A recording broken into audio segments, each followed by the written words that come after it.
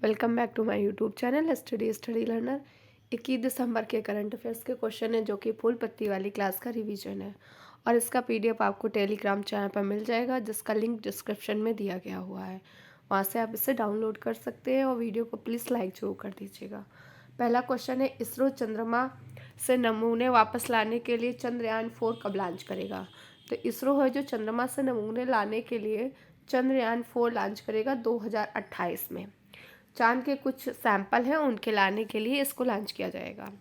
2035 तक है भारत है जो अंतरिक्ष स्टेशन अपना बना लेगा और इसमें जो चंद्रयान-4 है इसमें एक रोवर लगा होगा जो कि 350 किलो का है।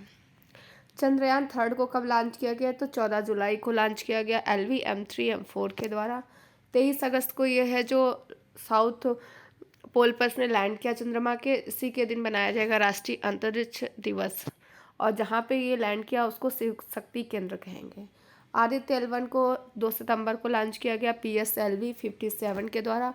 125 दिन में ये पूरी कर लेगा अपनी। मंगलयान है, इसको कहते हैं मार्स ऑर्बिटर मिशन। पहली बार है इंडिया जो पहुंचा है मंगलयान पर, किसके द्वारा? PSLV-C25 के द्वारा। गगनयान है, मनुष्य को इसमें अंतरिक्ष पर भेजा जाएगा। समुद्रयान है, ये पृथ्वी विज्ञान मंत्रालय के अंतर्गत आता है समुद्रयान और इसमें व्हीकल है जिसका नाम है मत्स्य 6000। क्वेश्चन नंबर सेकंड है,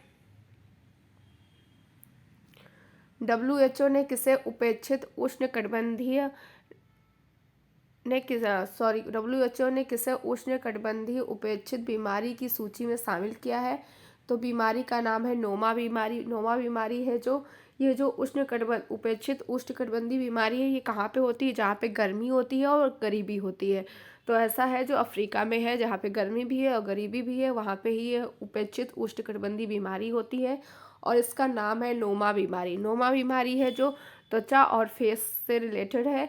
ये चेहरे की हड्डियाँ और ऊतक को ये नष्ट कर देती है।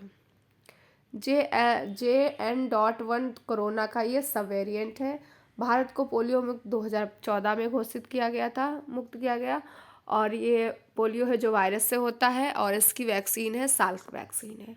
शाही रोग किसे कहते हैं? तो हीमोग्लोबिन को शाही रोग कहते हैं और शाही रोग में वाहक महिला होती है और होता है रोग किसको है? तो पुरुषों को होता है। धनुष्टंकार रोग है जो टिटेनस को कहते हैं, इसे लागजा रोग भी कहते हैं और ये टिटेनस है जो जीवाणु से यानी कि बैक्टीरिया से होता है।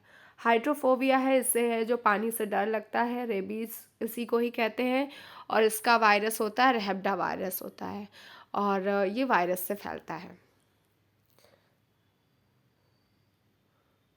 क्वेश्चन नंबर थर्ड है, मेजर ध्यानचंद्र खेल रत्न पुरस्कार 2023 से किसे प्रदान किया जाएगा? तो मेजर ध्यानचंद्र खेल रत्न पुरस्कार 2023 प्रदान किया जाएगा चिराग चंद्रशेखर शेट्टी जो कि बैडमिंटन प्लेयर है और अंकी रेड्डी सात्विक साईराज जो कि प्लेयर ये भी बैडमिंटन प्लेयर है, यानी कि चिराग और सात्विक की जो जोड़ी है उसी को मिलेगा मेजर ध्यानचंद्र खेल रत्न पुरस्कार 2023। 20 दिसंबर को युवा और खेल मंत्रालय ने इसकी घोषणा की है और ये पुरस्कार 9 जनवरी 2024 को प्रेसिडेंट यानी कि द्रौपदी मुर्मू राष्ट्रपति भवन में देंगी। और ये जो पुरस्कार है इसके चयन की समिति के हेड कौन थे? तो AM खान विलकर ये हैं जो इसके हेड थे, यानी कि जो चयन समिति थे इसके हेड है AM खान विलकर और इसमें है जो 25 लाख रुपए की इनाम की धनराशि दी जाती है। राजीव गांधी खेल रत्न है जो 91-92 में स्टार्ट किए गए थे, इसी का नाम ही मेजर ध्यानचंद्र कर दिया गया। पहला किसको मिला था? विश्वनाथ आनंद को मिला था। 2022 में किसे मिला? शरद कमल को, ये टेनिस प्लेयर हैं और विश्वनाथ आनंद है जो चेस शतरंज खेलते हैं। अर्जुन पुरस्कार 2023 1961 में स्टार्ट हुए थे। 15 लाख रुपए इसमें इनाम राशि है।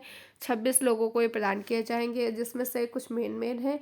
ओजस प्रवीण देवताले एक तीरंदाजी से रिलेटेड है, इनको दिया जाएगा। आर वैशाली जो कि शतरंज प्लेयर है इनको। श्री शंकर M को दिया जाएगा। पारुल चौधरी धावक है इनको और मोहम्मद शमी क्रिकेटर है, इनको भी अर्जुन पुरस्कार 2023 प्रदान किया जाएगा। द्रोणाचार्य पुरस्कार 2023 ये द्रोणाचार्य है जो कोच होते हैं उनको प्रदान किया जाता है। 1985 में इसको स्टार्ट किया गया था। 15 लाख रुपए इसमें दिया जाता है और द्रोणाचार्य पुरस्कार में इम्पोर्टेंट है गणेश प्रभाकर देवरुखकर। तो गणेश प्रभाकर देवरुख को ये दिया जाएगा, ये है जो मलखंब के कोच हैं। मौलाना अबुल कलाम आज़ाद ट्रॉफी 2023, इसे माका भी कहते हैं। यूनिवर्सिटीज़ होती हैं उनको ये प्रदान किया जाता है। तो गुरु नानक देव यूनिवर्सिटी है अमृतसर की, वो इसमें विनर रही है इस ट्रॉफी में। फिर है ध्यानचंद पुरस्कार 2000, वो मेजर ध्यानचंद्र था, ये है ध्यानचंद पुरस्कार। ये किसे प्रदान किया जाएगा? तो तीन लोगों को प्रदान किया जाएगा।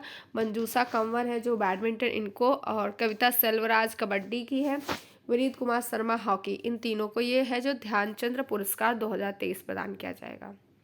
क्वेश्चन नंबर 4 है द लेसेंट ग्लोबल हेल्थ के अनुसार वर्ष 2021 में लड़कियों को सर्वाधिक बाल विवाह कहाँ पे हुए हैं? तो लड़कियों के सर्वाधिक बाल विवाह हुए हैं बिहार में। किस रिपोर्ट के अनुसार? द लेसेंट ग्लोबल हेल्थ के अनुसार 2021 में। और कितने बॉयज़ हैं जिनका ये विवाह हुआ है? तो 14.5 लाख हुआ है, और गर्ल्स में 13.5। गर्ल्स में बिहार टॉप पे है, और बॉयज़ में है जो गुजरात टॉप पे है। सती प्रथा का अंत है जो किसने किया? विलियम बेंटिक ने किया था। ग्लोबल जेंडर गैप इंडेक्स में भारत की रैंक 127 है, WEF इसको जारी करता है। दास प्रथा का अंत है जो दास प्रथा था उसका एक्ट है जो बेंटिक ने बनाया था, और इसका अंत किया 1841 में एलन बरो ने। वोट करने की एज है जो पहले 21 थी, बाद में इसको 18 कर दिया गया। किस संविधान संशोधन के द्वारा? तो 61 संविधान संशोधन के द्वारा। क्वेश्चन नंबर 5 है भारत ने राष्ट्रीय स्तर पर निर्धारित योगदान का कौन सा लक्ष्य समय से पहले ही हासिल किया है? तो ये जो COP21 है पेरिस में हुआ था 2015 में, यहाँ पे ही इंडिया का लक्ष्य था। तो उसमें से 2 लक्ष्यों को है इंडिया ने अपने समय से पहले ही हासिल कर लिया है। एक है 33 से 35% का उत्सर्जन तीव्रता, और दूसरा है 40% गैर जीवाश्म ऊर्जा। इसको है जो पहले ही समय से पहले ही पूरा कर लिया गया है। COP28 का आयोजन UAE दुबई में हुआ है। COP27 मिस्र के शर्म अल शेख में। COP29 का कहाँ पे होगा? अजरबैजान बाकू में। COP8 कहाँ पे हुआ था? 2002 में हुआ था, दिल्ली में हुआ था। नेट जीरो कार्बन एमिशन का लक्ष्य कब का है? 2070 का है। ग्लोबल जलवायु परिवर्तन प्रदर्शन सूचकांक में भारत की रैंक है जो 7वीं है भारत की, और इसमें टॉप 3 में कोई भी शामिल नहीं है। टॉप 3 में इसमें कोई भी शामिल नहीं है, ये भी याद रखिएगा। क्वेश्चन नंबर 6 है एक साल में 100 मिलियन यात्रियों को ले जाने वाली पहली भारतीय एयरलाइन कौन सी है? तो ऐसी पहली भारतीय एयरलाइन जो एक साल में 100 मिलियन यात्रियों को ले गई, तो इसका नाम है इंडिगो एयरलाइन। ये भारत की सबसे बड़ी घरेलू एयरलाइन है, और इस अभी इंडिगो का ही 500 विमान का एग्रीमेंट हुआ था किसके साथ? एयरबस कंपनी के साथ में। वायुयान किस मंडल में उड़ाए जाते हैं? तो समताप मंडल में उड़ाए जाते हैं। वायुयान में जो ईंधन होता है जिसमें पेट्रोल की गुणवत्ता जांचने के लिए ऑक्टेन का उपयोग करते हैं, और डीजल की गुणवत्ता जांचने के लिए C10 का प्रयोग करते हैं। C29 परिवहन विमान है जो स्पेन से भारत आया है, और इसी के आधार पर अब बड़ोदरा में अन्य भी बनाए जाएंगे। एशिया की सबसे बड़ी हेलीकॉप्टर निर्माण फैक्ट्री कहाँ पे स्थापित की गई है? तुमकुर कर्नाटक में। क्वेश्चन नंबर 7 है भारत में इजराइल के नए राजदूत पद पर किसे चुना गया है? तो भारत में इजराइल के नए राजदूत पद पर चुना गया है रूबेन अजार को। तो रूबेन अजार हैं जो नए राजदूत पद पर होंगे इजराइल के भारत में। और किसके स्थान पर होंगे? तो नवार गिलोन के स्थान पर होंगे। इजराइल की सीमा है जो किस किस से लगती है? तो इजराइल की सीमा लेबनान की राजधानी बेरूत है। सीरिया दमिश्क है इसकी राजधानी, जॉर्डन अम्मान। तो इजराइल की सीमा है जो लेबनान से लगती है, सीरिया से लगती है, और जॉर्डन से लगती है, और मिस्र से लगती है। मिस्र की राजधानी काहिरा है, और भूमध्य सागर से लगती है। तो इजराइल की सीमा किस किस से लगती है? लेबनान, सीरिया, जॉर्डन, मिस्र और भूमध्य सागर। फिर पूछता है कि यहाँ पे क्वेश्चन बनता है कि भूमध्य सागर की सीमा किस किस से लगती है? तो भूमध्य सागर की सीमा तुर्की से लगती है, सीरिया से लगती है, इजराइल से लगती है, और जॉर्डन से इसकी सीमा भूमध्य सागर की नहीं लगती है। ये पूछा गया हुआ क्वेश्चन है। मध्य सागर की सीमा है जो इजराइल से लगती है, जॉर्डन से लगती है, और वेस्ट बैंक से लगती है। ऑपरेशन अजय अभी चलाया गया इजराइल में, जो भारतीय फंसे थे उनको वापस लाने के लिए। आयरन डोम पद्धति किसकी है? तो इजराइल की आयरन डोम पद्धति है। और इज़राइल की मुद्रा का क्या नाम है? तो इज़राइल की जो मुद्रा है उसका नाम है शेकेल है। यहूदी देश है इज़राइल। जेरूसलम इसकी राजधानी है। सुक्कोत त्यौहार यहाँ पे मनाया जाता है। संसद का नाम इज़राइल की नीसेट है। क्वेश्चन नंबर 8 है,